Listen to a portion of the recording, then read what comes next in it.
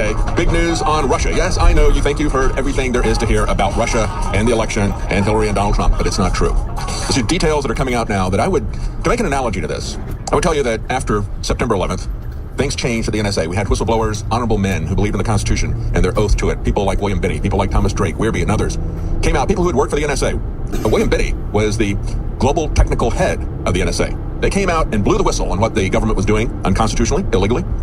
Nobody paid much attention to them. We had the government and people who were supposed to be watchdogs in the government delay what was going on, refuse to make it public, hide it, push it back, covered it up. Eventually, we got the documents from Ed Snowden. And when people saw the details of what was going on, that's when we saw the devil. And I think the same thing is going to be happening now with Hillary Clinton. Yes, we knew from the New York Times and others, we knew about Uranium One. Yes, we knew about the $500,000 speech that Bill Clinton got. We knew that Hillary Clinton was involved in approving the sale of 20% of our uranium to the Russians. But what is coming out now is qualitatively and quantitatively very different. And one of the things that we need to make sure we don't fall prey to is a tactic by Hillary Clinton and others to wear us out with a false narrative. So when the truth about their crimes eventually come out, we're not interested and we don't pay attention. And we're going to pay attention. And we're going to talk about that. We also have someone who's going to explain to us about the genocide being conducted by a corrupt black government in South Africa against white people there. Yes, it is not politically correct to talk about that, but racism is racism, genocide is genocide, and we're not going to be intimidated because of the skin colors involved. So we're going to talk about that as well today. And there's some other interesting things that are on the news horizon here, as Real ID is coming up, and you've seen probably a couple of articles saying that as of January, you may not be able to fly if you're a citizen of some states if you don't have a passport. We've got judges one after the other striking down Trump's orders about people coming to this country without being vetted from countries that we're at war with. But American citizens aren't going to be able to travel without a passport if this Real ID stuff goes through. Now, I think it's probably going to be delayed. They have given extensions on this. This is a law that was put into place back in 2005. It is a very bad law. I don't like to see our government centralizing all ID control. I don't like to see our government centralizing control. Watch out, crash reported ahead. I talked about a great deal. You have to understand the government's ability to stop your movement by telling you when and where you can fly, by putting you on a fly list, for example, and not telling you why you're on a fly list. Estimated time in traffic, 7 minutes. Not allowing you to confront your accusers, never knowing even what the charges are, but just say, sorry, you're not going to be allowed to travel. That's why I am so upset about the things that are coming down the pike with the self-driving cars, as they call them, or the autonomous cars, as they call them. And they're not either of those. These are going to be methods to apply the restrictions on travel and movement that we're already seeing with the TSA. And the idea that the government would be setting up a Real ID system, how does that fly with all of the charges that having to have an ID in order to vote is somehow racist?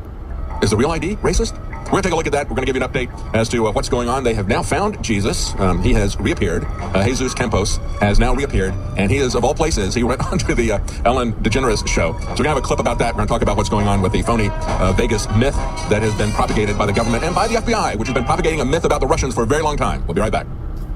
Choose to take control of your chemistry with Survival Shield X2, an adequate fight for bribery and corruption, and they knew it before the deal was approved. That's the important thing. And just as I said at the top of the hour, when we have whistleblowers at the NSA expose what was going on, it wasn't until we had the details that we got from Ed Snowden that we really saw the devil. And in these details that are coming out, the fact that they had a non-disclosure agreement, the FBI was gagging this witness. Isn't this like what we're seeing everywhere with the FBI? I mean, every time there's a major event, you've got people at the top of the FBI coming in and shutting it down, confiscating evidence like they're doing in Vegas, taking people's phones and returning them wiped, just like they did with TWA Flight 800. They went around and they took information from flight investigators to cover up any possible negative information about the government's involvement in that. So we see this same type of thing happening in the Russian investigation. I'm going to cover that at the bottom of the hour right now. I want to go through and take a look at some of the news. Yesterday we reported that an investigation that broke over the weekend, about Trump's announced appointment to the DEA, Tom Marino.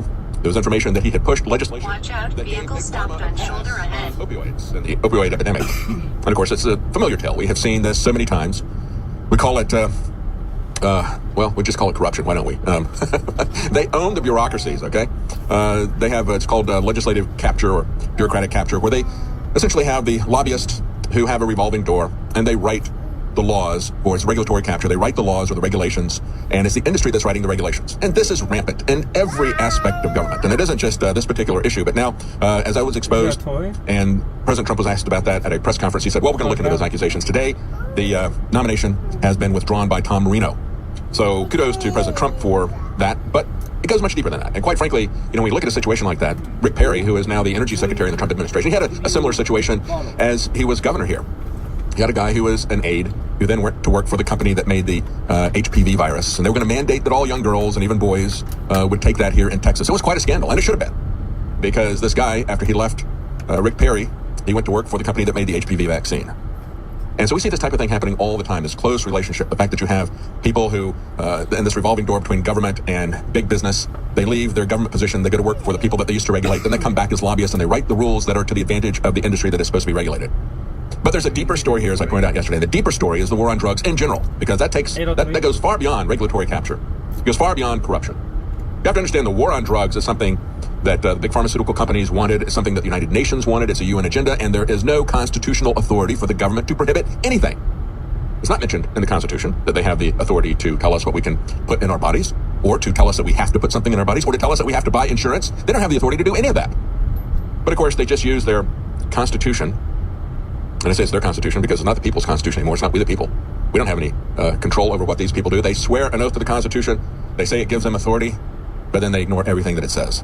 And that's where we are with war on drugs. And when you look at this opioid situation, you have people who are getting addicted to this. It's not very effective. It's highly addictive. Things like medical marijuana are much more effective at treating the symptoms that the opioids are frequently prescribed for. This is a battle that we've seen at the VA hospitals, the Veterans Administration. There are people who want to prescribe medical marijuana for individuals who are in pain or who are suffering from PTSD. They know that medical marijuana is far safer, far less addictive. It's not even proven that it is addictive, but some people would say that it is. But it is not anywhere close to opioids. But marijuana has been so much competition. I mean, this is something that is cheap. It's something that the pharmaceutical companies cannot patent. And so they don't want it in competition because the stuff grows like a weed, doesn't it? That's why they call it weed. So they want this shut down. They want this competition shut down. And even in states where medical marijuana is legal, the VA is not allowed to prescribe that. Instead, they give much more dangerous opioids that have very serious health side effects that create addiction and so forth. But that's the products of the war on drugs. And you have to understand that's a big reason as to why we have the war on drugs. Of course, there's also the prison industry.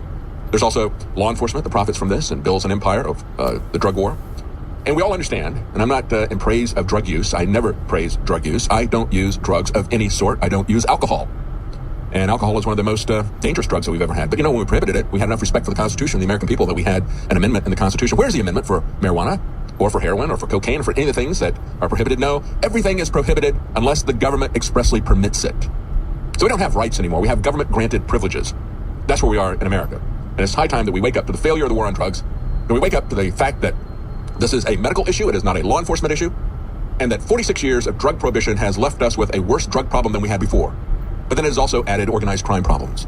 It has added the corruption of our legal system and our law enforcement. It has added massive private prisons and the profits that go with it. And it has destroyed the rights of all of us under the law. The rights to have a trial, to be found guilty, to be protected against excessive fines. All of that stuff has been thrown away with civil asset forfeiture, with mandatory minimums and other things like that. So it has been one of the most destructive things that has ever hit America. And I talked about how violent the war on drugs in Mexico is. Many, many times more people have been killed in Mexico in the first 6 months of 2017 than in Afghanistan. It is our longest war, not Afghanistan. The war on drugs. The war on drugs is 46 years old. And there are tens of thousands of people dying this year, in just the first 6 months of it. Stay with us. We'll be right back. I'm David Knight. Please listen carefully, because I'm about to point out 3 things that will save you a lot. Just go to info.rnf. I personally counter this onslaught with Anthroplex through Mother Nature, future of this country and the world, that patriots has found 2,800 Huma Abedin government documents on Wiener's laptop. This comes the day after Hillary was saying that Comey shivved her when this evidence surfaced. No, he was still covering for her. We're going to talk about that in just a moment. Before we do, real quickly, I want to remind you that we have a couple of big sales at InfoWarsStore.com. Some that are still going. We have Brain Force Plus, now 50% off. That is a great supplement. My favorite supplement that we have here. Really focuses your mind. It will supercharge your brain if you take this nootropic, and it is now 50% off. Great time to try it, and if you've tried it, it's a great time to stock up on it. We've never had a discount that deep. Also, we have all Emmerich's Essential Packs are 50% off, and we have 40% off Survival Shield X2 Nascent Iodine, BioTrue Selenium, and Secret 12, our vitamin B12 formula. So this